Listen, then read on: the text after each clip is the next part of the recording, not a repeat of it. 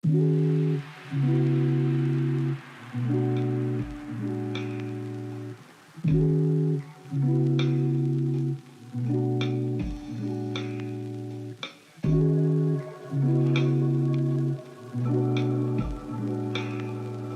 tardes a todos y a todas. Estamos, la Asociación Cabos Sueltos, muy contentos y contentas de teneros por aquí.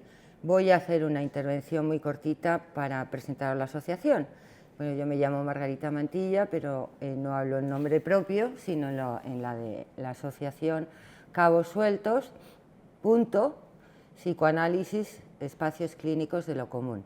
Lo digo todo entero el título porque como es largo nos solemos saltar muchas veces, omitimos la segunda parte de la que estamos muy orgullosos.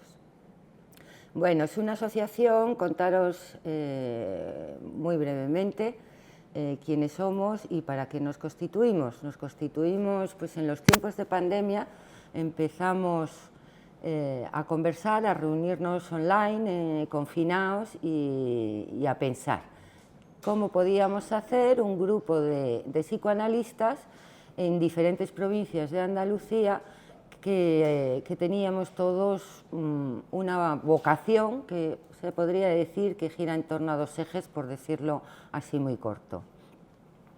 El primer eje es aproximar el psicoanálisis lacaniano, que tiene fama y además merecida de ser muy complicado, ¿no? Muy complicado de entender. Es verdad que es complicado porque entender la constitución del ser hablante pues no puede ser fácil, ¿no? Es complicada.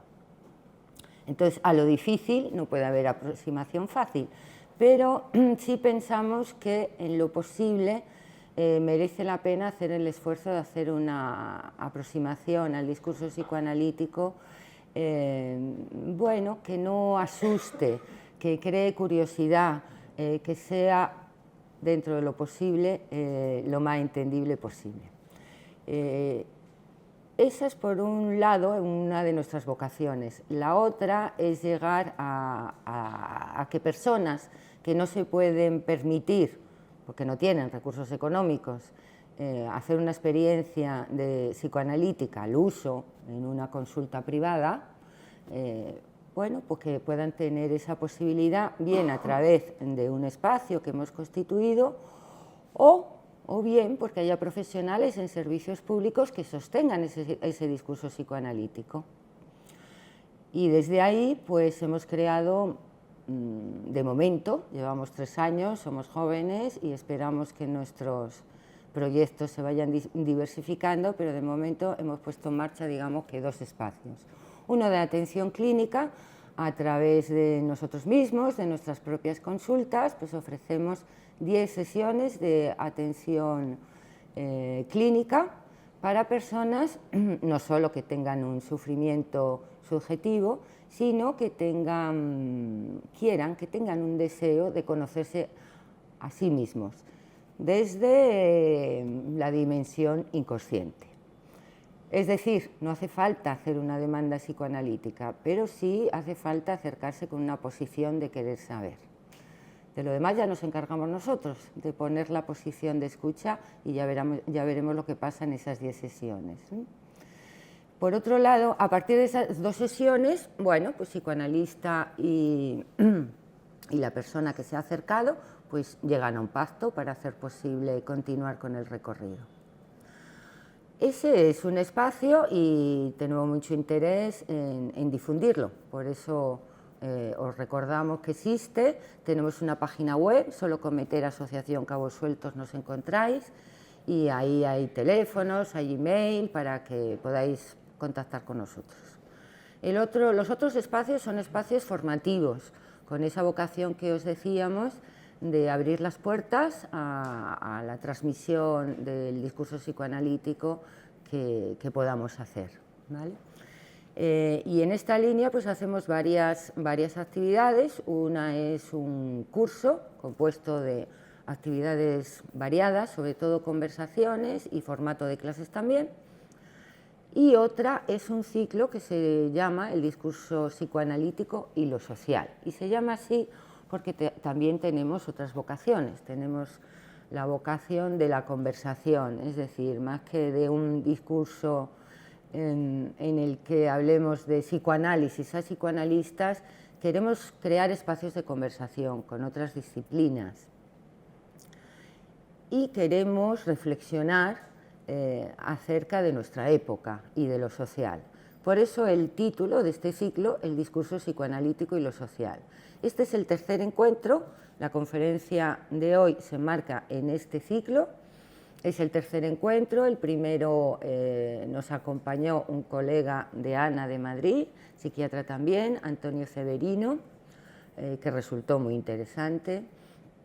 El segundo estuvo a cargo de Marigracia Navarro, que es una psiquiatra de salud mental de aquí de Málaga, que estará por llegar.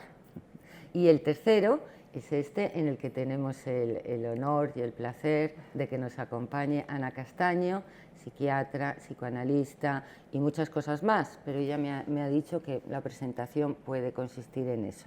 Ya si ella quiere, irá ampliando la conversación después.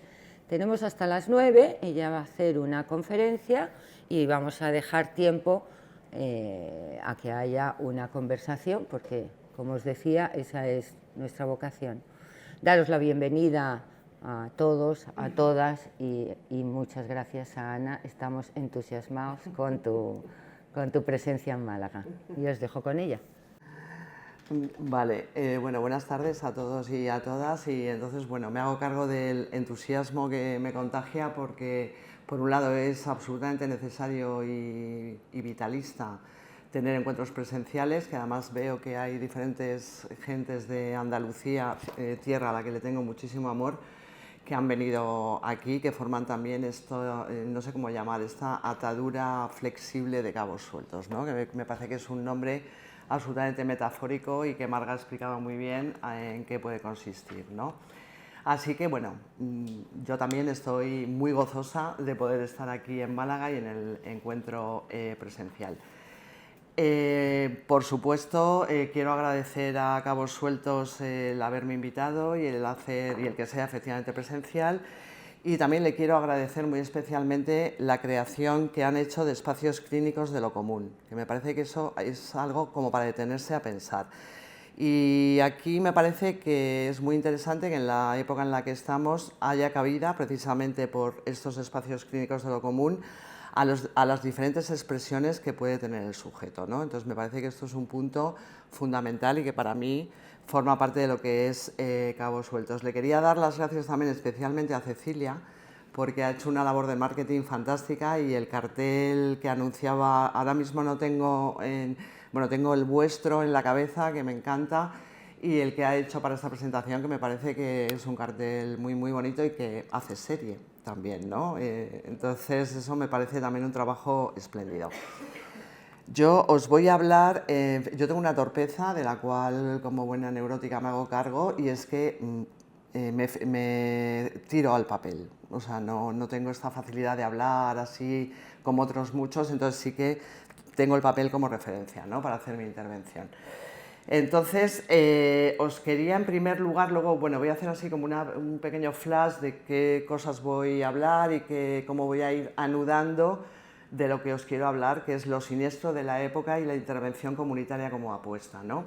Entonces, en un primer lugar, para que me conozcáis un poquito, os voy a contar muy ligeramente algo de mi recorrido, ¿no? Y es que, bueno, al terminar la carrera de medicina por una universidad bastante neoliberal, la Universidad Autónoma de Madrid, comencé a trabajar en una comunidad terapéutica donde me topé, así, con esa expresión de me topé con el psicoanálisis, tanto a nivel de emprender mi propio análisis como la formación, y para mí tuvo un valor de acontecimiento. Y con esto quiero decir, en tanto nombrar lo que es un acontecimiento, que para mí supuso un antes y un después, ¿no? Ese encuentro precisamente con el psicoanálisis. Por mi trayectoria familiar me sentía muy concernida con lo público, y aposté en ese devenir que empezó para mí con ese encuentro y ese acontecimiento. En un primer tiempo aposté por el psicoanálisis en la institución pública. Que además, bueno, como no sé aquí en Málaga cómo está la situación, me imagino que será parecida a Madrid, pero la salud mental hegemónica está dominada, por supuesto, por la neurobiología, la neurocognición, etcétera, etcétera, ¿no? O sea que realmente encontrar un espacio o una hendidura para poder aplicar el psicoanálisis no dejaba de ser una complejidad enorme, pero también tengo que decir que el tema de que se trate de dispositivos de salud mental, en este caso yo soy jefa de un servicio de salud mental, de un centro de salud mental en concreto, sí que permite el que al menos se den las condiciones de posibilidad para que algo del psicoanálisis quede ahí, ¿no? Y que pueda de alguna manera, al fin y al cabo, la intimidad del acto analítico es posible. Y creo que precisamente la salud mental comunitaria es una de esas posibilidades. Y en relación también a lo que ha planteado Marga, me parece muy interesante, en función del ciclo que estáis haciendo, de discurso psicoanalítico y lo social, me parece que en esta época es absolutamente fundamental porque se ha desconectado el malestar social de la transformación política más que nunca. Y vamos, no hay más que girarse un poquito para ver lo que está pasando en el mundo para que veamos efectivamente que hay esa desconexión. Y me parece absolutamente fundamental abrir un diálogo que atraviese los antagonismos, ¿no? Y me parece que quizás Cabos Sueltos está en esa situación, ¿no?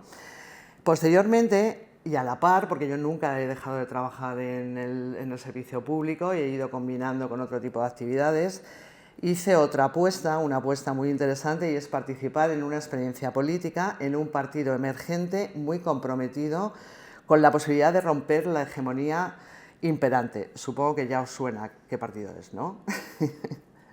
Y orientada por qué del psicoanálisis para la política, ¿no? O sea, no tanto de la política al psicoanálisis, sino que yo en aquella apuesta que hice, además muy orientada por esta cuestión, es qué del psicoanálisis para la política, ¿no? Que me parece que es una diferencia, que hay un matiz que hay que tener en cuenta.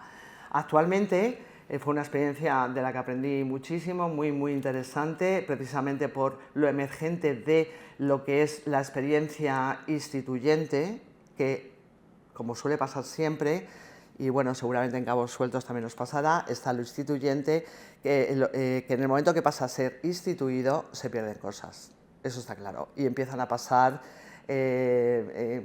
diferencias, diferentes posiciones y demás, pero el momento de lo que es el momento instituyente realmente es un momento muy creativo y muy interesante, y del cual se aprende un montón, ¿no? Yo actualmente continúo en el CSM, en el Centro de Salud Mental, estoy con una jubilación demorada, me tendría que haber jubilado en verano, pero he decidido continuar porque me parece efectivamente, por lo que os voy a contar ahora, que todavía queda mucho por hacer, ¿no? Y aquí ahora mismo lo que estoy trabajando, por supuesto siempre orientada por el psicoanálisis y atravesada por el psicoanálisis, es trabajar en lo comunitario, que para mí tiene una diferencia con la comunidad. Es decir, lo comunitario, la comunidad puede ser, digamos, como más global incluso, o puede ser interterritorial, pero para mí ahora mismo lo que me parece interesante es trabajar en lo comunitario, en tanto es un territorio, es algo local y, como digo, siempre atravesada por el psicoanálisis. Esto que os voy a comentar hoy es algo que está en construcción. No llevamos mucho tiempo haciendo esta experiencia, que, como digo, esta es del servicio público, y me interesa un montón poderlo compartir con vosotros para, en fin, tener aquí una conversación, unos intercambios y demás. Yo, para poder situar lo que es la intervención comunitaria, voy a hacer un recorrido que primero es hablar de lo siniestro, porque para eso hablo de lo siniestro de la época, el desliz que hay hacia el nihilismo, y luego voy a plantear lo que es la intervención comunitaria, desde el pequeño invento que hemos desarrollado en el Centro de Salud Mental que dirijo. Que bueno, que digamos que una de las características que tiene es que está en el extrarradio, que también es muy interesante pensar el concepto de extrarradio. Para los que conocéis Madrid, esto quiere decir que está más allá de la M30, con lo cual estamos por fuera de la influencia de lo hospitalocéntrico. Es decir, que de alguna manera no terminamos de interesar mucho a nadie y eso nos da la posibilidad de poder hacer pequeñas invenciones, ¿no? Que también por eso digo que el extrarradio tiene estas posibilidades, ¿no? Entonces, bueno, antes de comenzar, yo sí que quería, que me parece muy importante, que es lo que voy a llamarlo epocal, y antes de comenzar es como que hay que hacer una diferenciación muy importante, que por una parte está el momento histórico en el que vivimos y esto no es lo mismo y hay que diferenciarlo de lo que sería la diferencia estructural por ser seres parlantes, sexuados y mortales. Es decir, una cosa es la subjetividad que puede producir una época y otra muy distinta, el sujeto del inconsciente estructurado como un lenguaje, ¿no? Entonces, una cosa es el sujeto del inconsciente y otra cosa es la subjetividad que genera una época, ¿no? Entonces, me parece que algunos, que bueno, sí que lo escuchasteis, ahora no, es un caso además así muy complejo, es a raíz precisamente de un caso clínico que yo nombré como Laguna Negra, que pensé que al menos en el ámbito de lo público, donde es más complejo que aparezca un síntoma analítico, las nuevas formas de presentaciones clínicas hacen a una clínica nihilista, que es lo que voy a intentar un poco desarrollar, ¿no? Y es precisamente a partir de la clínica, de este caso clínico, del servicio público, que me surgieron estas reflexiones. Voy a comenzar con lo siniestro, que siempre ha estado presente en el devenir de la civilización, pero creo que actualmente se desliza hacia el nihilismo, y es un poco lo que os quiero un poco transmitir. Bueno, como seguro que los que estáis en formación y los que no es algo que está ahí, de lo que hay que hablar, y obviamente es inevitable la evocación a Unheimlich, que quiere decir lo siniestro, das Unheimlich. Texto de Freud de 1919, de recomendadísima lectura, donde Freud toma una frase del filósofo Schelling que dice lo siguiente: Unheimlich es todo lo que debería haber quedado oculto, secreto, pero que se ha manifestado.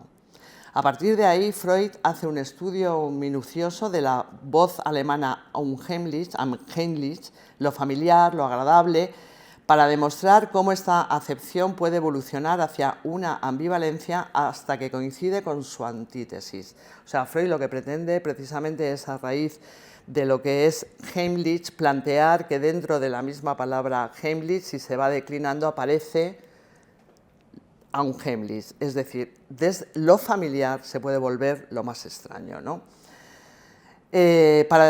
Por tanto, lo siniestro sería el espanto que afecta a las cosas conocidas y familiares desde tiempo atrás.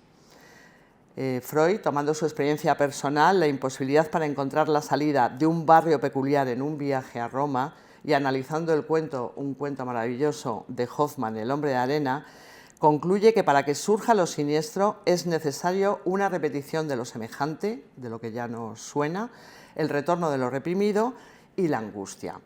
La mirada está presente y lo familiar, ahí es donde lo siniestro retorna. Entonces quiero también plantear como este concepto de lo siniestro para que veáis cómo en un momento dado también es importante que lo siniestro esté por el uso que se puede hacer de ello y porque nos puede llevar a una experiencia determinada, y cómo se desliza hacia la cuestión del nihilismo, ¿no? Jorge Alemán, en su libro Ideología, tiene un capítulo muy clarificador que se llama precisamente Lo siniestro, y va un paso más allá que Freud, planteando que lo siniestro sería la base psíquica de la lógica amenazante a la que nos somete la circularidad del discurso capitalista. Da un dato interesante y dice que este texto freudiano sería la antesala de más allá del principio del placer, que sabéis que es donde de alguna manera se inicia todo aquello que podemos llamar goce, ¿no? Y cómo tiene esta cuestión mortecina y de más allá del principio del placer en lo que es el discurso capitalista. Hay una sustracción constitutiva, ya que el orden simbólico no puede representar al sujeto en su totalidad. Siempre queda ese resto de lo real, innombrable, por fuera de la lógica de la representación, que puede retornar desestabilizando al sujeto. También hay otro autor muy importante, Heidegger en Ser y Tiempo, menciona también a Unheimlich, traducido como lo inhóspito, y esto es lo que quiero plantear como una vuelta interesante. Lo inhóspito, no estar en casa, como condición necesaria para la experiencia del ser ahí, das Sein, el ser para la muerte, cuando es arrojado del mundo de las habladurías, de la impropiedad, para poder hacer esa experiencia. O sea que lo que Heidegger plantea es la necesidad de hacer esa experiencia de lo inhóspito, del no estar en casa. Alemán señala el insospechado análisis del inconsciente en Heidegger cuando menciona que el sujeto encubre, no quiere saber nada de su falta de fundamento. Esto también es muy interesante, cómo el sujeto se busca maniobras para efectivamente encubrir. Nos adelanta el desarraigo generalizado que traerá la técnica. Ya nadie está en condiciones de hacer la experiencia existencial de la angustia. Tema interesantísimo para la época que estamos viviendo. La esquicia de la mirada, que nos plantea Lacan como la fractura entre visión óptica y mirada, tiene una importancia muy notable en lo siniestro, ya que no es solo aquello que estando oculto se revela, sino que además nos mira. Y es ahí donde verdaderamente se realiza el efecto cumplido de lo siniestro, ¿no? El sentirse mirado. Tú miras y se te devuelve esta mirada. La experiencia analítica también muy interesante para la época, donde hay una presencia de la mirada, de lo escópico, de lo global, estamos mirados por todos los lados, ¿no? En relación a no estar en casa, me parece que la experiencia analítica puede llevarnos precisamente a esta cuestión de no estar en casa y atravesar esa falta de fundamento y levantar el velo del fantasma. Eso podría plantearse que una experiencia analítica consiste precisamente en hacer esa travesía, ¿no? El atravesamiento del fantasma y que se levante ese velo y por tanto que uno pueda tener esa experiencia de la falta de fundamento, ¿no? O sea, poder ir más allá de esa falta de fundamento. Es decir, uno quiere saber sobre lo que le está atravesando, no encubre o no mira para otro lado. También hay otra experiencia que puede acercarse a esta cuestión de lo siniestro en tanto inhóspito, en tanto el no estar en casa, ¿no? Que me parece un término muy interesante, y es la experiencia artística. Eugenio Trías, que también tiene un texto maravilloso que se llama Lo bello y lo siniestro, nos plantea que lo siniestro constituye condición y límite de lo bello. Condición en tanto no puede darse efecto estético sin que lo siniestro esté. Es decir, que esté presente bajo forma de ausencia, que esté velado, pero que esté. Lo plantea así, ¿no? Digamos, este pasaje o este pequeño nudo entre lo siniestro y lo bello. Comienza con un verso de Rilke que da muy buena cuenta de la hipótesis que él tiene. Lo bello es el comienzo de lo terrible que todavía podemos soportar. O sea que potente, ¿no? la frase.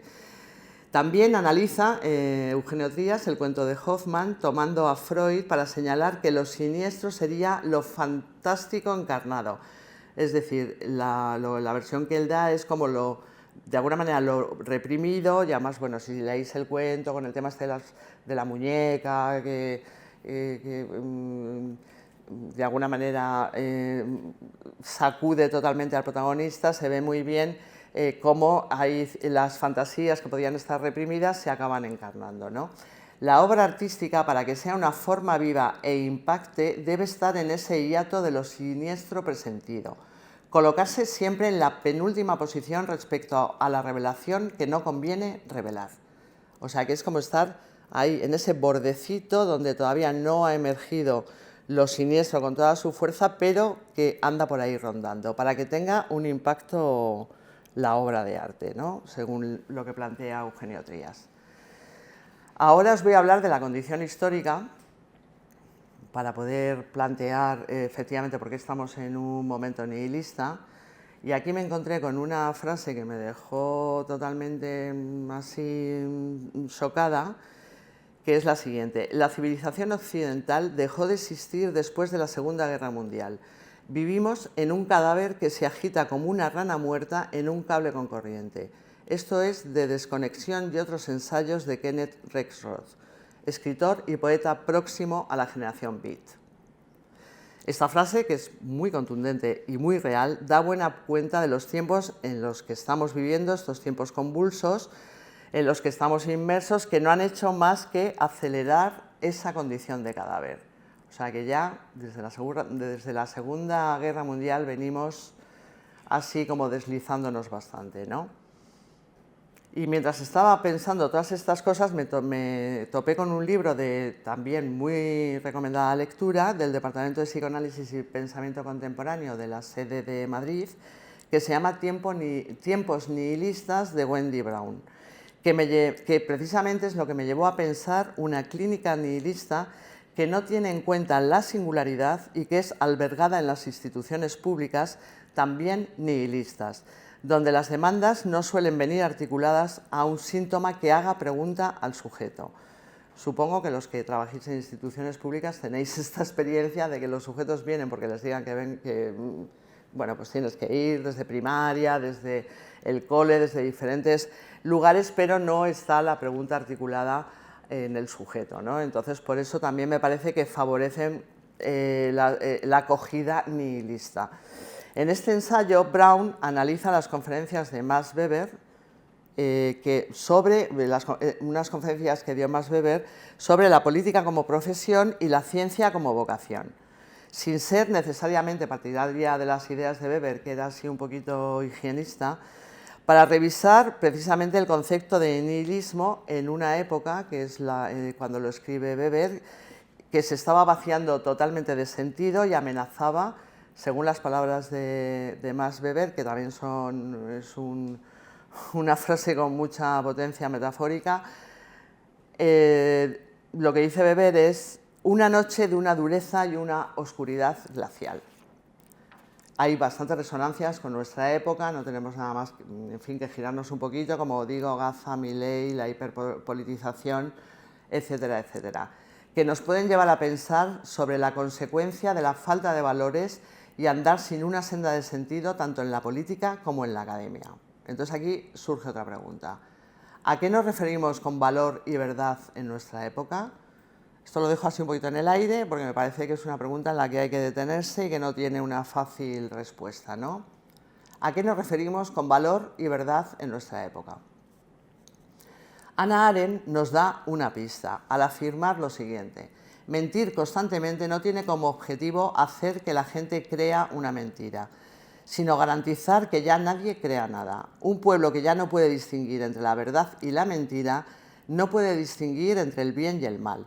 Y un pueblo así, privado del poder de pensar y juzgar, está, sin saberlo ni quererlo, sometido al imperio de la mentira. Con gente así puedes hacer lo que quieras. ¿Os suena? ¿No? A lo que puede estar pasando en esta época, ¿no? Brown señala que el nihilismo se manifiesta como un caos moral omnipresente y también como una afirmación de poder despojada por rendir cuentas no solo desde la ética, sino desde la verdad, la justicia y las consecuencias. Y estamos todo el día en las noticias, tanto aquí como internacionales, con todas estas cuestiones de, efectivamente, despojarse de rendir cuentas. Se rompe el pacto social, hay una indiferencia deliberada hacia el planeta y unas democracias cada vez más frágiles donde se normaliza el engaño y la delincuencia, no solo en las derechas, dice Wendy Brown, cosa que yo también comparto. Ella dice: racionalización y desencanto con un repliegue masivo hacia lo trivial, lo inmediato y lo personal, como podemos observar a nuestro alrededor. No sé si habéis podido ver la película La zona de interés, que refleja bastante bien este repliegue de cada uno en su mundo, ¿no? Es como que te quedas así de aquella manera, ¿no?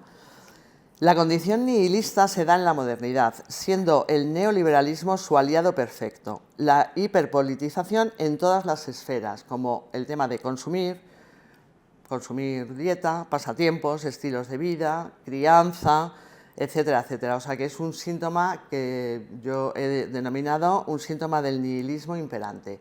Todas estas, los tips estos que nos invaden por todos los lados, etcétera, etcétera. Incluso cuando uno se siente medianamente concernido por alguna cuestión, ya sea social o política, lo más que hace es postear un hashtag, por ejemplo, todos los ojos sobre Rafat, y entonces yo aquí me pregunto, ¿esto es un gesto de solidaridad nihilista? Es como que también en las redes uno siente que participa porque postea, ¿no? Entonces también es como para preguntárselo. Weber también señala la burocratización de las instituciones como un efecto nihilista, por eso digo que ahora mismo me parece que la clínica psiquiátrica y los dispositivos de salud mental, con sus protocolos infinitos, con todo lo que hay que rellenar, con todo lo que hay que hacer para que nos pide el amo constantemente, es más nihilista que nunca. ¿Cuál sería una salida post-nihilista posible? Esta es otra pregunta también para tener en la cabeza y para ir pensando y desgranando. Para Weber es imprescindible que surja de la política misma, siendo fundamental un líder carismático. También para pensar. No se conseguiría, dice Weber, lo posible si en el mundo no se hubiera recurrido a lo imposible una y otra vez. Y quienes no sean ni líderes ni héroes también deberán armarse con esa firmeza de corazón que permite hacer frente al fracaso de todas las esperanzas. O sea, de alguna manera, lo que dice Max Weber en su época, que recordemos que fue una época también bastante difícil y dura, es como que no habría que rendirse y uno tiene que seguir para adelante con esa firmeza para hacer frente al fracaso de todas las experiencias. O sea que, ninguna broma. Esta frase de Weber me llevó a otro texto muy interesante, el Brevario político de psicoanálisis, para pensar una salida post-nihilista, y aquí, bueno, cómo no, tendría que nombrar y nombro a la izquierda lacaniana.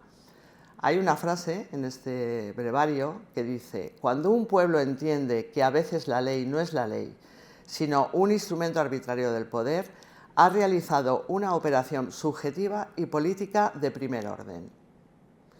Este sería el desafío de un proyecto emancipador desde Soledad, dos puntos común. Heidegger también define al nihilismo como una producción sistematizada y el errar a través de una nada infinita. También una manera muy poética, ¿no?, de decirlo, errar a través de una nada infinita. Siempre en relación a la técnica. Lo que plantea Heidegger es que se consuma el olvido del ser y nos propone un paso atrás, un otro inicio, que para mí está en vecindad con la propuesta de izquierda lacaniana a la que retorno una y otra vez. Pues también es cierto que, bueno, luego ya en breve ya lo voy a desarrollar más, pero para mí es muy importante en lo que es un servicio público, porque depende de la política, de las políticas públicas, tener muy en mente qué es lo que está pasando en la época y qué es lo que está pasando en la política que tenemos alrededor nuestro, ¿no?, para poder precisamente diseñar intervenciones.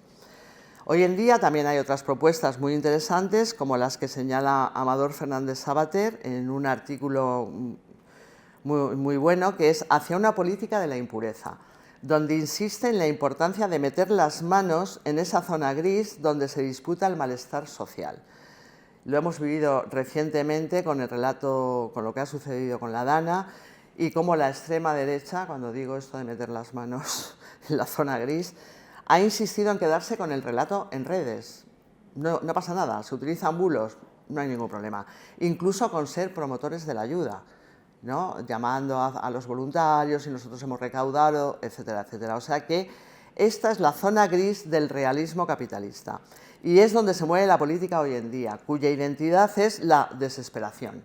Y la propuesta que hace Amador es sostener el vacío del todo no se puede.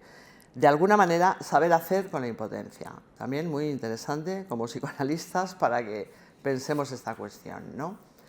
También tiene un libro muy reciente, Capitalismo libidinal, donde trae cuestiones muy interesantes y que nos resuenan a los psicoanalistas, ya que no se trata de la culpa, arma muy utilizada desde el relato político, y es más, yo aquí diría que en ocasiones hasta la izquierda utiliza mucho las cuestiones de la culpa y de la moral, sino de lo que se trata es de la responsabilidad hacia nuestro deseo. Él lo nombra, Amador, y sobre esto yo creo que tenemos mucho que decir nosotros, como sustraer el deseo al capital, ¿no?, que es lo que habría que hacer para que uno de alguna manera sustraiga su propio deseo al capital con sus mecanismos y sus vorágines y sus no parar, ¿no? Apuntar a la responsabilidad subjetiva me parece un asunto de primer orden para salir de la posición nihilista. O sea, tenemos que ser responsables, somos llamados por nuestra responsabilidad subjetiva. Y como digo, esto para mí es absolutamente fundamental, salir de esa posición nihilista. Y para mí lo que es un compromiso para poder salir de esta posición nihilista, un compromiso del psicoanálisis en su transmisión, en un momento en el que, en su transmisión y por supuesto en su modo de hacer, en su práctica, en un momento en el que imperan estrategias de todo tipo para eludir dicha responsabilidad. Entonces me parece que es una tarea que nos concierne de pleno, ¿no?, a los psicoanalistas.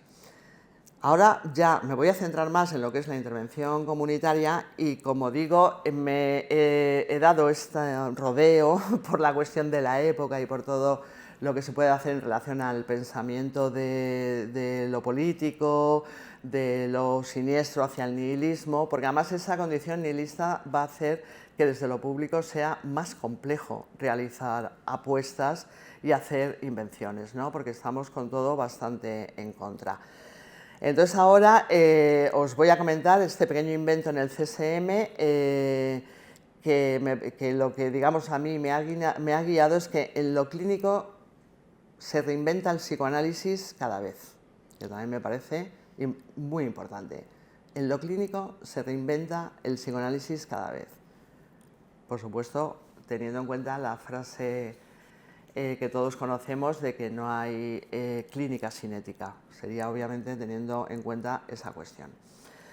Entonces, para poder hablar de lo que es la intervención comunitaria, y aquí os vuelvo a traer otras referencias que hacen para poder localizar lo social en lo que es la intervención comunitaria, os traigo una referencia también ahora voy a hablar de unas jóvenes filósofas. Una es El mito de la ciudadanía, de Irene Ortiz Gala, que desarrolla una arqueología de este concepto, del concepto de la ciudadanía, desde Atenas y Roma hasta la actualidad, para concluir que, a pesar de que han pasado 2000 años, sigue siendo la herramienta legal que permite al Estado distinguir entre quienes son miembros y quienes extraños. 2000 años, desde que se ha desarrollado este mito. Y ahí tenemos otro ejemplo, la exitosa campaña de Trump, que puso el acento en las deportaciones de ilegales. También, ¿no? O sea, como estos son de otro lado, estos no son nuestros. No recuperemos Estados Unidos de nuevo y tal, ¿no?, todas estas frases que decía. Y plantear que es un término, incluso desde el concepto de la filosofía, cuando se revisa este mito, que se está agotando. La propuesta que hace esta filósofa propone la singularidad impersonal para tener derechos y, por tanto, tomar en el centro no al ciudadano, sino al residente. Lo común estaría en la residencia y en el hábitat. La Patria trae una frase de Plutarco buenísima sobre el libro suyo sobre el destierro, muy acertada, ya que dice: la patria no es por naturaleza, sino que ésta se nombra, y esto es lo que dice Plutarco, siempre en relación con quien la habita y la usa. Por tanto, esto es muy importante tenerlo en cuenta, nuestra intervención comunitaria se hace en el territorio, en esa pequeña patria que son los barrios y sus habitantes. Por eso es muy importante delimitar el territorio. Hay otra referencia también que se llama La corriente de la historia y la contradicción de lo que somos, de Almudena Hernando, que es una arqueóloga y prehistoriadora, que hace un recorrido desde la prehistoria hasta la actualidad para situar una arqueología de la identidad con la perspectiva de género. Nos habla del paso de la identidad relacional, que tiene que ver con los cuidados en y para la comunidad, a la individual, y el desequilibrio que existe en nuestros días por el exceso de identidad individual. Ella señala que para crear un proyecto social que cambie la lógica establecida que guía el rumbo de la historia, habría que promover un equilibrio entre las dos identidades para que los grupos sean, por una parte, emprendedores, pero que también se cuiden entre sí. En la intervención comunitaria es posible conjugar estas dos identidades, la relacional y la individual. Democratizar la salud mental respecto a la igualdad y los derechos solo es posible, esta es la apuesta que yo hago también, en el territorio, porque lo demás se va perdiendo en las grandes salas y en los grandes lugares y demás, ¿no? Y en mi opinión, el diseño de nuestro espacio funciona como un territorio, este espacio que digo yo de intervención comunitaria. ¿Qué es un espacio comunitario? Acompañar, generar vínculo in situ que permite la transferencia reticular. ¿Para qué? Para sostener a sujetos desamparados del otro. El no estás solo y la importancia de estar, acoger, trabajar en lo cotidiano para la oportunidad que somos y la transversalidad, sin jerarquías del semblante como modus operandi. Para trabajar en él se hacen necesarios ciertos valores ideológicos, siendo uno de ellos estar dispuesto a salir de la zona de confort. Esto es muy importante y no todo el mundo está dispuesto a salir de la zona de confort. He de decir que para mí tener un recorrido analítico y obviamente de orientación lacaniana, tanto personal como formativo, me facilita bastante y me orienta y me guía en esta tarea. El espacio comunitario es fundamental para la estabilización de algunas psicosis y en algunas ocasiones una pata del escabel que permite dicha estabilización. Pero no me refiero a cualquier espacio comunitario, sino a aquel, y este también es un punto a desarrollar y a pensar y a conversar, que funciona desde la lógica femenina del no todo, acogiendo la singularidad y por tanto la diferencia absoluta que nos hace a cada uno. No con un orden preestablecido de cumplir con una lista de objetivos, que eso es muy habitual en salud mental, de que uno tiene que, ¿no? Si se deriva a un paciente es porque va a cumplir el objetivo A, B, Z, con una lista de objetivos como sucede en otros recursos rehabilitadores. Aquí, como digo, la apuesta es más desde esa lógica que acoge la singularidad. En nuestro espacio partimos del principio de que no hay ciudadanos de segunda, como señala James Adams, precursora del movimiento comunitario en Estados Unidos, y también otro de los principios que tenemos es el de no practicar la injusticia epistémica testimonial, que este es un concepto también muy interesante de la filósofa Miranda Fricker, que trata de no dar, la injusticia epistémica es no dar valor de conocimiento a una persona por sus condiciones, su discapacidad o su diagnóstico. Hay un prejuicio, un sesgo de no tomarla en serio. Sabemos, desde el psicoanálisis, lo que la psicosis nos enseña. Entonces aquí no, es decir, que contamos con el saber testimonial. Por eso digo que no practicamos la injusticia epistémica. Lo que nos traen los dichos de los pacientes, sus relatos y demás, son momentos que son también de saber para nosotros, ¿no? De aprendizaje. Las intervenciones se hacen en el barrio, domicilios, parques, cafeterías, institutos, donde surjan. Solo usamos el despacho para reuniones de planificación y coordinación. Por eso digo que salimos de la zona de confort. Y la zona de confort es que ni batita, o sea, te mueves por el barrio. La enfermería comunitaria es un pilar fundamental para vincular a pacientes muy alejados del dispositivo. No todos somos psicoanalistas, esto sucede en lo público que incluso a veces puede ser interesante y nos puede permitir otro tipo de desarrollos y a veces pueden ser más complicados o incluso menos complicados al no ser todos psicoanalistas. Aunque una de las líneas de trabajo fundamentales es la singularidad, es trabajar el uno por uno. Eso sí que es algo que lo hemos planteado desde el principio. También hemos integrado parte de una práctica que es muy curiosa, no sé si la conocéis, de la experiencia de diálogo abierto de Seikula, donde todas las voces son escuchadas. Es un enfoque construccionista social. De hecho, también este enfoque se usa mucho en experiencias políticas de municipios pequeños, en Finlandia, por ejemplo. Se utilizan bastante y este es un modelo adaptado, el modelo de diálogo abierto, a las necesidades. Por tanto, funciona en pequeños grupos con demandas más concretas. De nuevo, está el tema de cómo ir articulando todo esto en los temas del territorio. La red social, los sistemas de apoyo, la flexibilidad y la movilización son fundamentales para este modo de trabajo. Y ahora ya lo siguiente que estamos ahí un poco pensando, pero bueno, eso ya para más adelante es hacer los grupos multifamiliares. O sea, yo aquí lo que sí que quiero plantear, que me parece muy interesante para pensar, es que no todo es psicoanálisis, como buena lógica femenina, ¿no? Y entonces hay que ver cómo combinas diferentes cuestiones. Los grupos multifamiliares, que hay experiencias en Cuba muy interesantes, que vienen de la salud pública, que son grupos abiertos, es el siguiente paso que vamos a dar en esta intervención comunitaria que, como veis, tiene diferentes patas, ¿no? Ahora vamos al grupo, que esto ya sí que es más del orden del psicoanálisis, hasta donde se puede. No es un grupo terapéutico al uso, no es operativo ni focal, es más bien reunirnos a conversar, en donde los supuestos terapeutas estamos como uno más participando en los diálogos que surgen, contando nuestras opiniones, sensaciones, emociones. No interpretamos, aunque pueden existir efectos de interpretación, ya que una de las condiciones es que haya transferencia con el dispositivo. Es decir, las derivaciones al grupo, así lo llaman, los usuarios, o sea, los pacientes lo llaman así, el grupo. Esto es lo singular e impersonal, tal vez le llaman así, el grupo. Es decir, las derivaciones se trabajan y este es un modo de preservar la singularidad de cada uno. Todos están en terapia individual también, ¿no? Los que van a este grupo. No todos son psicóticos, siendo el rasgo común estar desenganchados, con dificultades para relacionarse, con tendencia a aislarse y con gran sufrimiento psíquico. De alguna manera hay un parón en sus vidas. No se selecciona ni por edad ni por diagnóstico. Es un grupo abierto y transversal. No es obligatorio asistir. El encuadre es muy flexible. Hemos puesto unas mínimas normas, que esto es lo que me parece muy importante, que funcionan como puntos de capitón.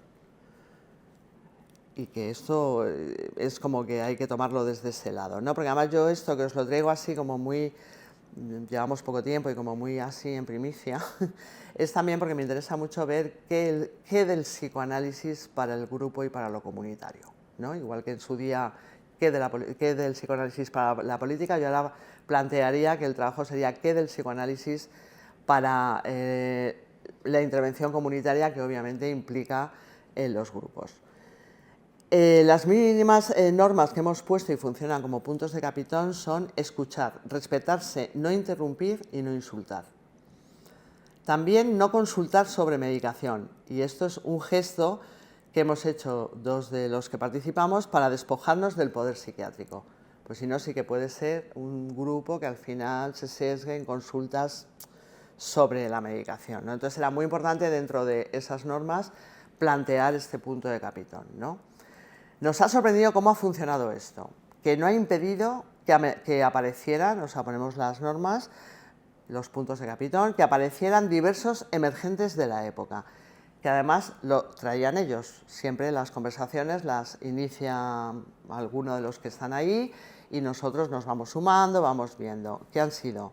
Los emergentes de la época: eutanasia, sanidad pública, suicidio, feminismo, violencia de género, estigma, soledad, consumo, contención mecánica, anudados con sus relatos personales, donde ha fluido mucho la palabra y como también las preguntas de unos a otros por ese dolor psíquico, por las alucinaciones, por la tristeza y por lo que otro compañero podía relatar, fragmentación corporal, etcétera, etcétera. Se ha ido generando un espacio donde se empujan a salir de ese punto en el que se quedaron atrapados, queriendo saber del otro, cuidándose. Bueno, ahora hasta han hecho un grupito de WhatsApp de un tiempo a esta parte, se intercambian recursos y opciones de actividades en el barrio. Se ha ido produciendo en alguno de ellos lo que yo he llamado pequeños proyectos emancipatorios que restituyen la dignidad y ponen el deseo en juego. ¿Cómo vamos de tiempo? Para dar así un flash clínico. En relación a esto, o sea, para poder transmitiros el concepto de lo que yo llamo proyectos emancipatorios, pequeños proyectos emancipatorios que restituyen la dignidad y ponen el deseo en juego. Yo atiendo a una chavalita de 18 años, H, la voy a llamar, que la atiendo por primera vez tras un ingreso psiquiátrico, un ingreso en una planta psiquiátrica de agudos, justo 17 y pico, y cuando yo la atiendo ya había cumplido los 18. Ingresa por una serie de trastornos donde el pensamiento le va muy deprisa, donde ha perdido los referentes, está muy acelerada, justo le coincide con que acaba el bachiller en ese momento y tenía que hacer el acceso a la universidad, y está todo se le vuelve extraño, mucha sensación de que sus amigos ya no son sus amigos, no la entienden, no la acompañan, y finalmente en un estado de gran excitación ingresa con el diagnóstico de trastorno maníaco, ¿no? O sea, una descompensación por el lado maníaco. Sale muy medicada cuando yo la atiendo Y lo que yo me encuentro es una chavalita totalmente inhibida, sin poder apenas hablar, con mucha pena, mucha tristeza, incluso un tanto melancólica, que había que poner en orden muchas cosas en relación a su biografía, que es lo que la había de alguna manera desanudado, y justo en ese momento ponemos en marcha el grupo. Yo lo hablo con ella, no sabía muy bien qué efecto iba a tener el tema del grupo, porque ya digo que ella estaba, o sea, callada, reservada, no quería mucho hablar en el espacio conmigo, algo iba hablando, pero bueno, me parecía que podía ser interesante a ver un poco qué sucedía ahí, mandarla al tema del grupo. Ella va al grupo, hay muchísimo respeto, solamente le preguntan por el nombre, ella en los primeros encuentros apenas habla, apenas dice nada, respetan el silencio de ella, nadie de los otros participantes quiere saber de más, sino que están esperando como que ella se tome el tiempo necesario para poder hacer su relato.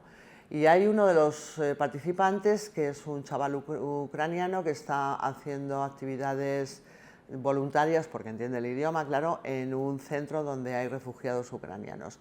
Y ahí H, cuando oye esto, es como que de pronto dice, le pregunta y dice, bueno, creo que voy a hacer alguna actividad de voluntaria. La crisis que tuvo, el hachazo que tuvo, la sacó de todo su proyecto vital. Ella iba a empezar la universidad, iba a ir a Barcelona a estudiar una carrera, todo. Es una chavala que había estado un tiempo en Estados Unidos, 2 o 3 años formándose, hacía mucho deporte, había estado ahí jugando también a baloncesto y demás en Estados Unidos. Entonces ella, cuando oye esto de la cuestión de este chaval contando lo que hacía con los voluntarios, ella luego en la terapia con ella me dice, bueno, creo que me voy a acercar a algún colegio a ver si hace falta que yo pueda dar clases de deporte o alguna asociación. Y empieza por ahí, y a raíz de ahí es cierto que empieza a vincular un poco, está más habladora en el grupo, y ahí empieza de nuevo a engancharse con la vida, porque digo que se había quedado absolutamente paralizada en todo, y comienza a hacer un trabajo de cómo volver a retomar los estudios, qué carrera quiere hacer, etcétera, etcétera. Y a día de hoy pues está haciendo una carrera, está ya en segundo, con bastantes buenos resultados. Ahora está se ha ido a otra ciudad, en unas becas de estas que se hacen de estudiantes, y es como que efectivamente ella ha podido retomar o rehacer o relanzar un pequeño proyecto emancipatorio para ella, que le ha llevado a recuperar esa dignidad y ese deseo, ¿no? Entonces creo que el grupo, en este sentido, sí que la dio, de alguna manera, la permitió de entrada estar como ella estaba, con su silencio y demás, y luego las posibilidades de poder, esto que le viene de un compañero, ¿no?, como ella lo toma para sí misma, y poder hacer también con eso, ¿no?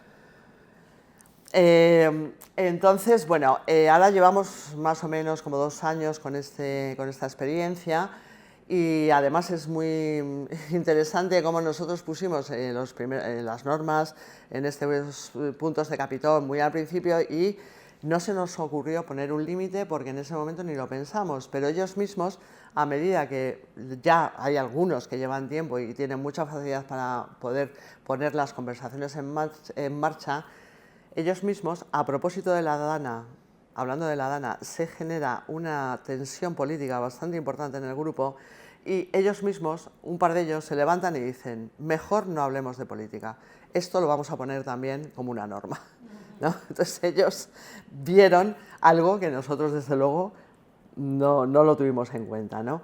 Nos piden que nos reunamos una vez a la semana, el grupo es quincenal, quieren más, aunque por las características del dispositivo público nos resulta imposible disponer de más tiempo.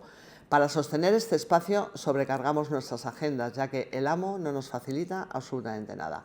O sea, es decir, que es un plus del tiempo nuestro, no viene más gente, no contratan a más gente, no nos quitan a nosotros nuevos, ni revisiones de las agendas, etcétera, etcétera. Entonces, es un plus el que tenemos que hacer, ¿no? Esto es un inicio, como os he dicho antes, donde todavía queda mucho camino por recorrer. Y a mí, desde luego, y por eso lo traía, porque me parece que es muy interesante, y esta es mi próxima tarea, investigar qué puede aportar el psicoanálisis desde su teoría a la intervención comunitaria, que tiene en cuenta los grupos, y esto genera mucha controversia, porque el psicoanálisis, bueno, yo creo que sería muy interesante hacer un recorrido también así un poco por textos y demás, a ver en qué lugares, cómo se puede apuntar lo del tema de los grupos, ¿no? Porque no hay mucho al respecto, o qué se puede ir extrayendo de algunas cuestiones teóricas. Hay varios autores, por supuesto, que han escrito al respecto, como Di Ciaccia, todos lo conocéis, con la práctica entre varios, Edgar Morin, con su introducción al pensamiento complejo, para indicar cómo trabajar con diferentes disciplinas para resolver juntos. Hay otro autor, Jan Orí, que junto con Tosquelles hablan de la práctica institucional, y aquí también añado que este factor que trae Orí es muy importante, porque no olvidemos que la institución tiene sus síntomas, con lo cual cuando estamos en una institución pública tenemos que saber también cuáles son los síntomas que tiene esa institución, ¿no? Hay un libro de ellos que se llama Lo colectivo, el seminario de Sant'Anne, y luego Zenoni, que es otro de los clásicos italiano, Alfredo Zenoni, con Un hogar de poscura, ¿no? Que esto es más del lado de la antipsiquiatría y demás. Aquí también Alemán tiene un libro muy interesante de hace ya algunos años que se llama El porvenir del inconsciente, que conviene releer para pensar sobre estas cuestiones. Por ejemplo, cuando la política ya no puede producir corte alguno en la configuración del poder, ¿cómo deben definir su modo de habitar la época aquellas prácticas que se sostienen precisamente por el corte, la diferencia, por el saber hacer con el resto libidinal, con el resto pulsional? Bueno, pues una pregunta también que me parece que es muy importante tenerla en la cabeza y poderla desarrollar. En la experiencia del fin, psicoanálisis y metafísica, en el apartado del estallido de los vínculos, Alemán también se hace otra pregunta crucial, que yo creo que también la debemos de tener ahí para ir avanzando o ir pensando o ir conversando sobre esta cuestión. ¿Qué actitud debe tomar el psicoanalista frente a las demandas del otro social? Aquellas que lo combinan a pronunciarse acerca de dónde se deben situar los límites. Sabemos que lo social, porque también lo sabemos los psicoanalistas, es una envoltura formal de los síntomas contemporáneos. Pero a mí me parece necesario ir más allá y explorar el inconsciente y el vínculo social, ¿no? Me parece que es una tarea muy interesante. Ya para concluir, hago esta referencia al libro de Irene Ortiz, que me parece muy interesante, porque en el libro del mito de la ciudadanía hace una referencia a Antígona, señalando que el que se queda fuera, Apolis, es el que ha sido privado por su osadía de su comunidad política, pudiendo llegar a ser un sujeto radicalmente político. La locura tiene algo de ese exilio de la polis, como bien reflejó Foucault en La nave de los locos. Luciana Cadalla, que es otra joven filósofa, en La República de los Cuidados nos dice que cuidar es un trabajo de transformación social. En esta pequeña y discreta experiencia que os he relatado, creo que cuidar está en el centro. Entonces, ¿podemos pensar que hay una dimensión política en la intervención comunitaria? ¿Ya?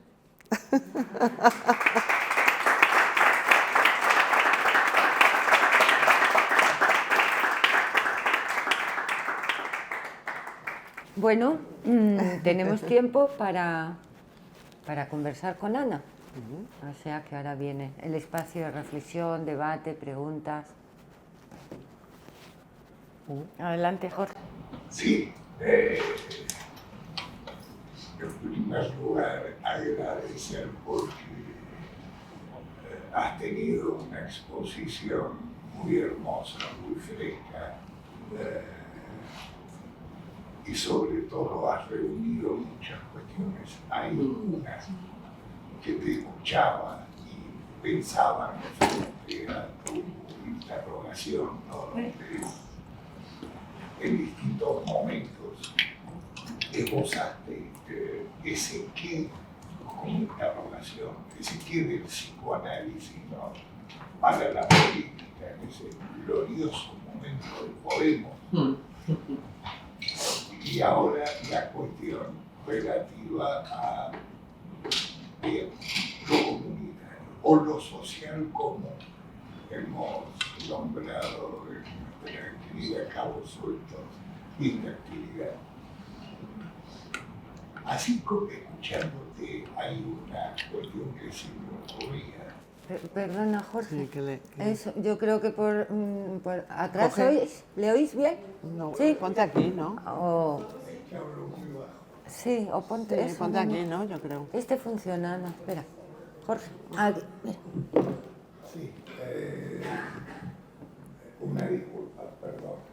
Entonces, una de las cuestiones, ¿no?, que me dejó atravesado, estaba escuchando como en conversaciones con Jorge Alemán, él postulaba la cita de Gramsci, fracasar mejor. Muy probablemente fracasar mejor sea tal vez uno de los vectores. Fíjate, nada nihilistas para tener en el horizonte de una praxis, ¿no? En segundo lugar, la estructuración que hacías a partir del texto de Wendy Brown es muy interesante, ¿no? Porque el nihilismo tiene un punto que hace esquina con el discurso del capitalismo que formalizó Lacan, o mejor dicho, lo problematizó, le dio forma de discurso, y tiene que ver con el lazo social en Milán en 1972. Esa deshistorización, el estallido de los vínculos, como habla Jorge en la experiencia del fin. Entonces, claro, estas invenciones, ¿no?, desde la lógica femenina y el no todo, son fundamentales para que organicen. Pero claro, hay un punto de angustia con el que hay que vérselas en lo cotidiano. Es decir, esto no se protocolariza. Esto es una dimensión de la experiencia, una experiencia que justamente por efecto, tal vez, y aquí me columpio un poco con cosas que yo he pensado, es lo siguiente. El problema de los vínculos, de lo comunitario y lo social, tenemos que pensar que ha comenzado a tener lugar a partir de los teóricos de las masas, o de la turba o de las multitudes, pero no del público. El público es una categoría que surgió con Gutenberg, está por fuera de eso. Y por otro lado, una cuestión interesante que en la tríada que postulaba la Revolución Francesa, libertad, igualdad, fraternidad, hoy hay un efecto nihilista que es de la fraternidad huérfana. Hay una orfandad de la fraternidad. Entonces, este salir del espacio de confort, del lugar cómodo, ¿no?, creo que tiene que orientar a este trabajo, ¿no? Por ejemplo, lo que ahora mismo me autorizó a ponerme de pie y a compartir cosas que he pensado mientras te escuchaba, ¿no? Sí, y sobre todo que suponga una apertura. En fin, no sé mucho más que decir, pero me siento más que concernido. Muchísimas gracias, Ana. Sí. Gracias, Jorge. Sí, bueno, ahí muchísimas gracias, Jorge, por tu estar concernido, ¿no? Yo creo que efectivamente ahora estamos en un tiempo donde hay muchísimo individualismo, y la clínica, cuando yo hablo de la clínica nihilista, es como cada día llegan sujetos que no se hacen responsables para nada, ni de lo que les pasa, ni de sus actos, ni siquiera incluso de su inconsciente, ¿no? Que eso es lo que solemos recibir en el espacio público, y me parece que efectivamente en eso hay que ver cómo lo movilizas para que por ahí pasen otras cosas. Si esto ya pasa con sujetos que están a lo mejor más en una posición neurótica, ya en la psicosis la devastación en ese sentido es total. Entonces yo creo que como agentes de lo público, en un momento dado me parece que es muy necesario hacer este tipo de invenciones donde efectivamente estamos fuera de protocolo. obviamente, esto no interesa, desde luego a la gerencia no le interesa para nada, porque, bueno, en todo caso podríamos hacer unas cifras un poquito ahí forzadas, porque es cierto que los que vienen al grupo ingresan menos. Y cuando ingresan, que esto es buenísimo, es como que meten un enigma en las unidades de psiquiatría, porque yo tengo ahora a uno que está ingresado que ya le van a dar el alta, y cuando le van a dar el alta dice, esto que quiero preguntar si podemos ir al grupo, si yo puedo volver al grupo. Entonces ahí en la unidad están como, oye, que dicen que, y ya ha habido 2 o 3, o van a urgencias, pues porque tienen descompensaciones. Hay algunos pacientes de los que están, son todos pacientes graves, con un gran nivel de sufrimiento psíquico. Entonces se desliza como esta cosa de el grupo, que ahí no saben muy bien de qué se trata, porque ya digo que tampoco tiene las características habituales de grupo, no es un grupo operativo. No es un grupo, o sea, por eso yo quería transmitir cómo también está en construcción el término mismo de el grupo, ¿no? De que queda así como para ir viendo qué se puede hacer. Y luego, bueno, obviamente con todo lo que has dicho de fracasar mejor, desde luego me parece una buena salida, porque nosotros, si realmente muchas veces con el tema de normativizar, como puede ser normativizar la psicosis, fracasamos, pues a lo mejor con este tipo de intervención comunitaria fracasamos mejor. O sea que en ese sentido estaríamos muy en la línea de Gramsci. Y a mí lo que siempre desde mi práctica clínica me parece muy importante es el hacer pedagogía en un momento dado. O sea, es decir, que eso no está excluido. Por ejemplo, yo muchas veces en las intervenciones, cuando la gente viene quejándose de esto, de lo otro, porque hay que ver las listas de espera, no podemos más, tal, yo siempre digo que hay que pensarse muy bien lo que se vota. Claro, y estoy haciendo pedagogía, entonces no le voy a dar un discurso tampoco político, pero sí que me parece que estoy autorizada a decir hay que pensarse muy bien lo que se vota, entonces ahí responsabilizarse al ciudadano por su voto. exactamente, exactamente. María, ¿quería decir algo? Bueno, felicitarte, Ana, por la exposición, por el trabajo y por la apuesta. Y me ha parecido sumamente interesante cuando tú hablabas de la referencia que es al grupo, y yo me quedaba pensando que es una verdaderamente transferencia como una gran, me parece, pureza, vamos a usar ese término un poco, porque esa la palabra y la escucha muy claramente por fuera de las identificaciones, ¿no? Y luego me parece que, y sobre todo porque está, tú hablaste del extrarradio, sería en ese límite, en ese litoral, en una cierta periferia de lo que es la institución y la garantía. Yo creo que ahí el tema también me parecía interesante preguntarte por el tema, porque no hay garantía. Bueno, vendría a enlazar con lo que comentaba Jorge de fracasar mejor. No hay garantía, hay una apuesta, hay una invención de no sabemos bien. Después lo del grupo me parece fantástico. ¿No? El grupo es el grupo, o sea, queda por fuera de la institución, es otro significante, ¿no? Tiene otra connotación bella, por eso lo siniestro está... Sí, está rondando también, sí, exactamente. Es interesante. Exactamente, porque se mueve un poco ahí en esa vertiente, ¿no? de lo bello y lo siniestro, ¿no? Porque ha habido además incluso reuniones muy bellas, en el sentido ese también, como de tocarse, de cuidarse, se han levantado algunos, se han abrazado, y luego ha habido otros momentos de relatos que iban hacia el horror, exactamente, sí, y eso se va llevando de esta manera, y no, efectivamente, yo creo que es un poco que en el momento que lo incluyes en lo que puede ser un trabajo de lo que ofrecemos como servicio, tal, pues ahí ya perdería esta cuestión de apuesta, que además, efectivamente, toda apuesta es sin garantía. Y sí, y yo esta es la segunda, cuando yo entré en Podemos era una apuesta sin garantías también. Entonces ahora vuelvo a una apuesta sin garantías.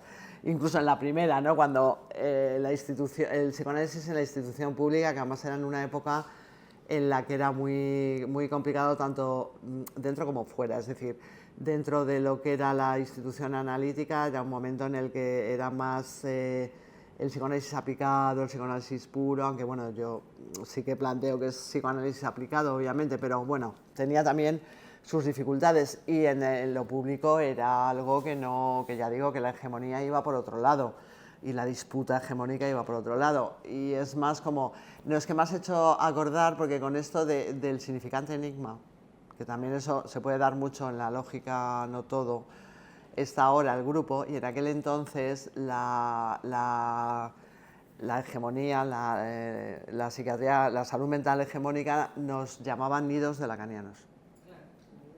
O sea que, bueno, y ahora aparece el grupo, ¿no? Que lo defienden, ¿eh? Los que van es como que quieren, porque además también están un poco acostumbrados a vigilar y castigar, es decir, cuando están en el hospital, aunque ahora hay una unidad abierta, es cierto que, bueno, que el progreso trae algunas cositas, es una unidad abierta, pero hay algunos como que lo preguntan a los psiquiatras del hospital porque temen que no puedan volver al grupo por la cuestión esta de vigilar y castigar. Entonces, claro, cuando nos llaman, oye, que es que está muy interesado en lo del grupo, sí, bueno, por supuesto, hay gente que viene 3 veces cada 15 días, otros desaparecen, al cabo de los 2 meses vuelven y vienen contando lo que les ha ido pasando. Y luego a mí también lo que es muy interesante, y eso también roza un poquito con la cuestión más de lo que es lo territorial, hacer una red de barrio y demás, es como entre ellos se van pasando,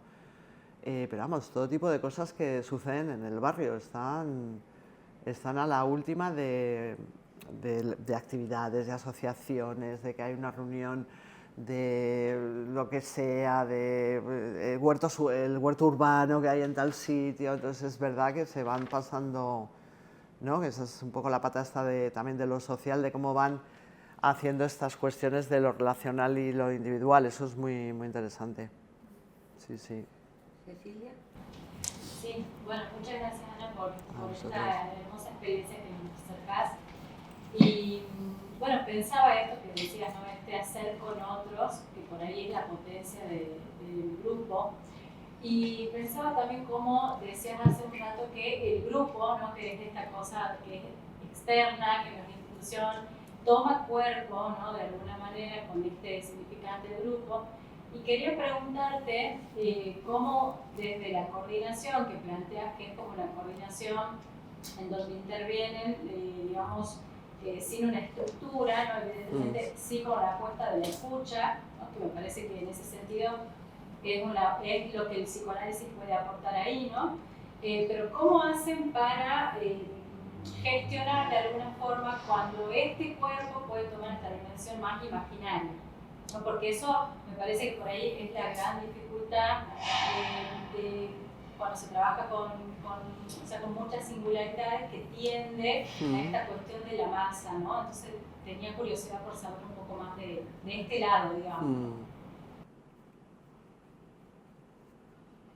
Sí, bueno, ahí yo creo que, bueno, que a lo mejor también tiene que, no sé si tiene que pasar un poquito más de tiempo para que aparezcan estos efectos, pero ya te digo que como es quincenal y no siempre están los mismos, porque es abierto, con lo cual hay algunos, 2 o 3 que van siempre, pero muchas veces aparecen sujetos nuevos. Que a lo mejor no, que cuando aparece alguien nuevo, de lo que se trata es de que se presenta, dice cómo se llama y un poco cuenta el por qué quiere ir al grupo o por qué está en el grupo, ¿no? Y ahí el relato es bastante libre de lo que puede, pero yo creo que a lo mejor ahora escuchándote algo que puede hacer que lo imaginario no invada mucho es el tema de que no están siempre los mismos, que hay bastante movimiento. Y luego otra opción es, porque más o menos es nos reunimos como de 12:30 a 2 y en un momento determinado está el corte, claro. Que no tiene por qué ser a las 2, puede ser antes, puede ser después. Entonces eso también a veces, sobre todo cuando ha aparecido algo así más complejo de manejar, se ha metido. Y luego, precisamente, yo creo que otra cuestión de poderles dar a ellos, porque efectivamente es como que la transferencia, aunque, o sea, es cierto que están transferenciados con el recurso, hay pacientes que son de un compañero, que son míos, y luego de otros compañeros, entonces obviamente la transferencia con el modo de hacer en el centro de salud mental está ahí también en juego, ¿no? Que eso por ahí es importante y también permite que haya ciertas cuestiones, pero bueno, que yo creo que el corte es algo que permite, y quizás eso, el que no haya, o sea, es flexible, no hay rigidez, entonces ahí es que no tiene nada que ver con un grupo operativo, aunque surgen emergentes, es como que de repente llegan hablando de, alguien se pone a hablar de alguna noticia o alguien se pone a hablar, recuerdo uno de ellos que hablaba de, que además es una persona que es la que trajo todo el relato político fuerte, pues es una persona muy rígida, muy por el lado más de ultraderecha y demás, que obviamente vamos a ver, ahí es donde yo digo que cuando uno está psicoanalizado, cuando uno está atravesado por el análisis, sabe cómo moverse en esas situaciones, pero el resto es el que le dijo y le puso el límite cuando dijo, no se habla de política, no, aquí no hablamos de política, y es como que todo el mundo acató ahí las cuestiones, ¿no? Que eso sí que fue un momento ahí bastante complicado de manejar. Sí, pero bueno, esto es algo a pensar también, claro. Yo creo que la flexibilidad lo hace que lo imaginario y el que se haga masa es más complejo, porque hay como... la semana que viene que lo tenemos pueden aparecer singularidades nuevas que ahí no sabemos, ¿no? Jacinto. Sí. Bueno, muchas gracias por tu exposición. Y yo te quería preguntar por el tema del psicoanálisis y la política. Tú eres una psicoanalista que has hecho esa apuesta, ¿no? Como nos dice. Entonces, ¿qué más nos podrías decir desde tu experiencia de eso que has dicho, de que no es lo mismo lo emergente que lo que se instituye y esa pérdida que se produce ahí, ¿no? Y no sé si nos puede servir los términos también del psicoanálisis, ¿no? De que no, quizá en lo emergente se me ocurre que hay una prevalencia más de lo simbólico, de los ideales, de los valores, que también has comentado, no lo sé. Y luego, cuando ya las cosas están instituidas, el peso de lo real, ¿no?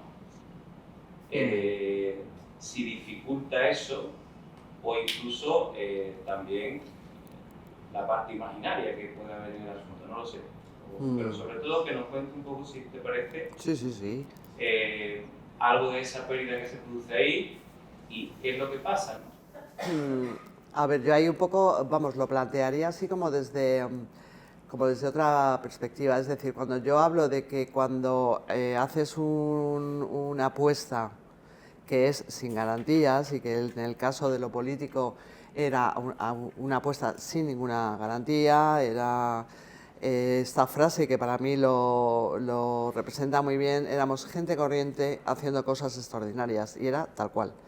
O sea, es decir, nos reunimos en un teatro del barrio para hacer un manifiesto en donde no había previamente ninguna militancia de partido, que eso sí que va más por el tema de...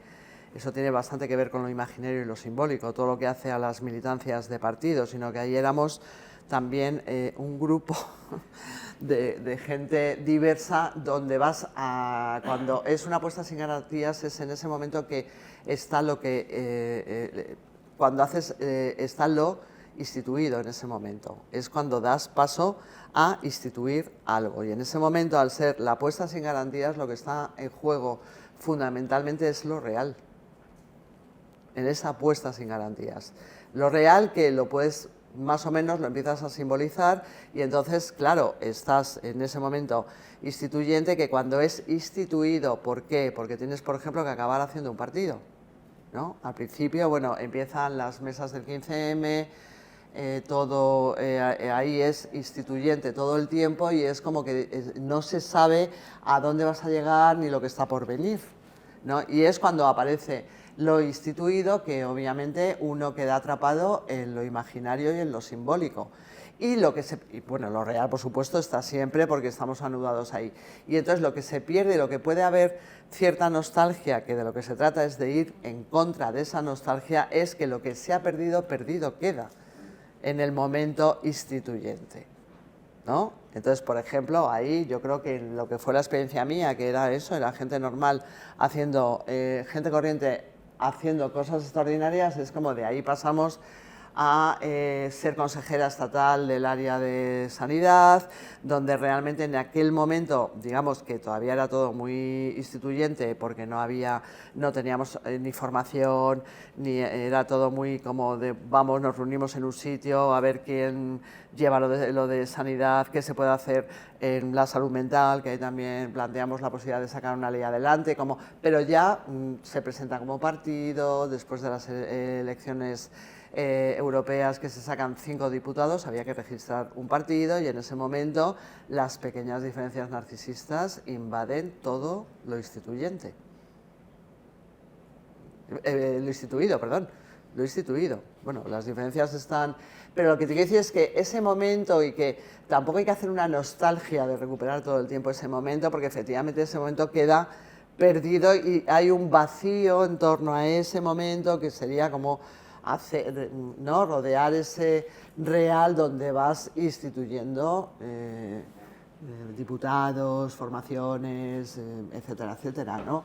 Y yo creo que ahí, en ese momento, aparte que yo creo que esto pasa en cualquier institución, claramente, y yo creo que en ese momento es cuando las pequeñas diferencias del narcisismo son más cruentas, a medida que se va avanzando en lo instituido. No sé si te he contestado. Ana, yo quería preguntarte acerca de el extrarradio y las pérdidas, ¿no? Sí, porque has hecho una definición muy bonita de extrarradio, ¿no? Como ese territorio y bueno, esas posibilidades de trabajo y esa gente. Entiendo que es todo el conjunto, lo que no le interesa a nadie, ¿no? Así lo has definido tú y has dicho, eso justo es lo que da la posibilidad a pequeñas invenciones, como lo que luego nos has explicado también. Pero también has dicho, atendemos a personas desamparadas del otro, ¿vale? Y yo me he quedado pensando, ¿y los profesionales cómo se sostienen ahí, no? En el sentido de que, bueno, la gente que hace la apuesta, también sin garantías, ¿no?, de sostenerse orientándose por el psicoanálisis en servicios públicos de cualquier índole, ¿no? Quiero decir que pueden ser de salud mental, que pueden ser sanitarios de otro orden, que pueden ser de servicios sociales, de educación, ONGs, asociaciones, ¿vale? De cualquier orden, quien hace ese esfuerzo también hace una apuesta sin garantía y también está bastante desamparado la mayor parte de las veces, ¿no? Entonces, me preguntaba cómo hacíais vosotros para, en los vínculos, cómo sostener esa posición, que es muy difícil de sostener y que además, como es sin garantías, pues hay muchos momentos en que perdemos.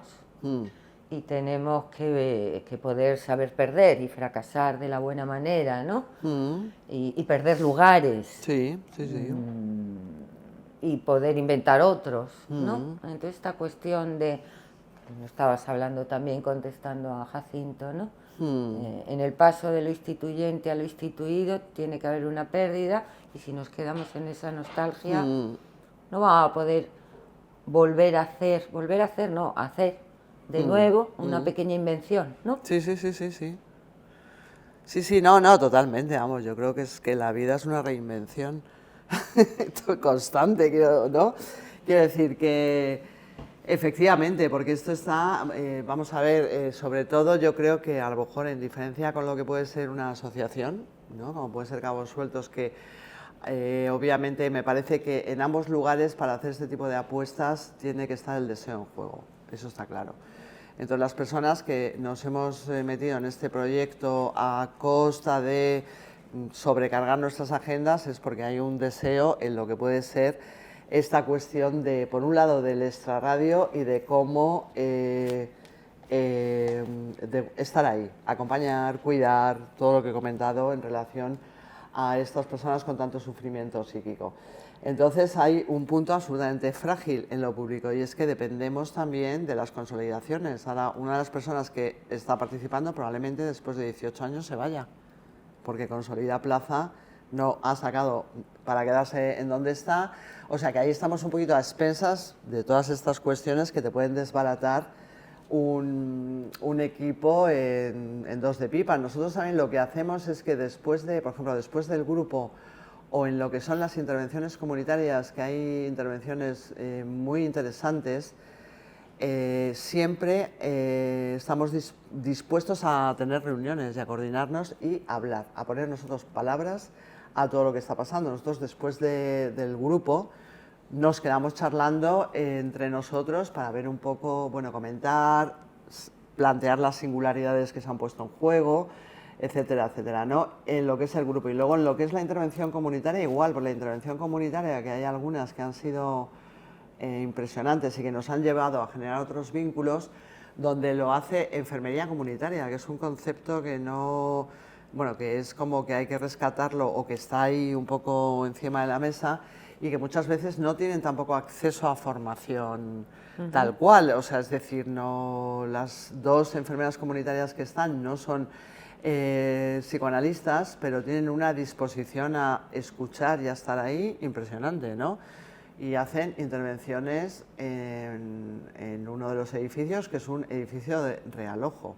Esto quiere decir que es un edificio muy complejo, donde hay etnias, es multirracial el edificio y las primeras veces, ahí hemos ido también nosotros, las primeras veces que han entrado eran situaciones muy, muy complejas, en donde ya una vez que te identifican los del edificio, vamos, te tratan con una amabilidad impresionante y te dejan pasar y te dejan. Entonces, esto ha llevado a hacer este tipo de intervenciones, va generando como una red en lo que es el barrio, que es muy interesante también para ver luego qué puedes hacer ahí en relación también a la formación, a cómo sostienes a esas personas. Hay otro dispositivo que es un espacio de igualdad, que es un espacio del ayuntamiento, que se llama María Telo, donde gente del grupo en un momento determinado puede ir allí a hacer yoga o las cosas que sean, en donde ya se plantea la posibilidad de que tengamos reuniones con ese espacio de igualdad. O ayer mismo que tuvimos también reuniones en relación al equipo, o sea que es en función de lo que tú quieras coordinar y cómo te quieras coordinar, ha aparecido otro vínculo muy interesante, que luego todo esto hay que ver qué forma se le da o cómo ahí el psicoanálisis va poniendo palabras, que es una escuela gitana. Una escuela gitana, que es un proyecto del ayuntamiento, que lo que quiere es gitanizar los colegios. Entonces, es una cosa que... ¿Eso qué quiere decir? Quiere decir que hay muchísimo asentismo escolar en la población gitana, entonces esta escuela gitana que la lleva trabajadores sociales, la mitad de los trabajadores son de etnia gitana, una de las trabajadoras sociales es gitana, entonces es como que nos formemos en lo que es la cultura gitana, para a la hora de acercarte a lo que se hace con el asentismo o cómo ves tal cosa, o cómo manejas tal cosa, que tengas en cuenta la cultura de ellos, que a mí me ha parecido muy interesante. Yo tengo, porque efectivamente es un barrio como es de extrarradio, obviamente está racializado también. Entonces esto significa que hay muchas dificultades, gente que es pro y que es contra, o sea que en ese sentido, por eso digo que me parece que son lugares también para experiencias políticas en todo este lío, en donde se generan situaciones que a lo mejor en otras partes de la ciudad no se generan. A su vez hay una red solidaria brutal, de redes de vecinos, de asociaciones varias y demás, y aparece ahora esto para trabajar en los colegios con la formación a profesores de lo que sería, que además lo da una de las personas que ahora no recuerdo cómo se llama, Miriam no sé qué, que es una experta también en cultura gitana y flamenca y tal, como para que comprendamos un poco cómo se acerca uno a a esa cultura, ¿no? Yo tengo muchas y muchos pacientes gitanos, por ejemplo. Entonces sí que es cierto que a lo mejor ahí la posibilidad de que en un momento puedas escuchar algo o que el resto del equipo, ¿no? Porque a mí, vamos, yo, o sea, creo que un psicoanalista no debe estar racializado, ¿no? Supongo. Tampoco tiene que quitar el gitanismo, ¿no? Me estaba acordando de un niño que vivía en un centro de protección y decía eso, es que me quieren quitar mi gitanismo, y eso no. Claro. No, por eso a mí la idea esta que me pareció buenísima, que se llama gitanizar. O sea, es decir, es para que vayamos nosotros a hacer formación en cultura gitana y que los profesores, porque claro, en el momento que va un crío con todas las dificultades que hay para el tema de que acudan y demás, y que incluso para nosotros, por ejemplo, para la gente que lleva infantil, comentaban que había un chaval de 3 años gitano, autista, que de alguna manera se planteaba la posibilidad de que en un par de años, bueno, si va al colegio o no va al colegio, entonces los padres era como que no querían para nada que fuera al colegio porque ya se mueve muy bien entre niños porque está todo el día con sus primos en el patio de... Entonces era como decir, bueno, ¿para qué? Entonces es como que, poniendo este ejemplo, nos dijeron, bueno, es que a lo mejor interesa que sepas de la cultura gitana porque en el momento que llegue, a lo mejor ya sí que va a ir al colegio y cómo se le va a recibir en ese espacio, si va a ser de buena manera, de mala manera. Entonces, bueno, me pareció como, o sea, los efectos que en un momento determinado puede producir la intervención comunitaria, ¿no? Que son todas estas redes un poco que se van moviendo de este tipo de cuestiones, ¿no? Muy bien, pues estamos bordeando el límite de nuestro tiempo. Ah, pues sí. Y si no hay ninguna cuestión cortita más, pues agradecer. Pues a vosotros, o sea, un gusto, la verdad. Muchísimas gracias. A todos.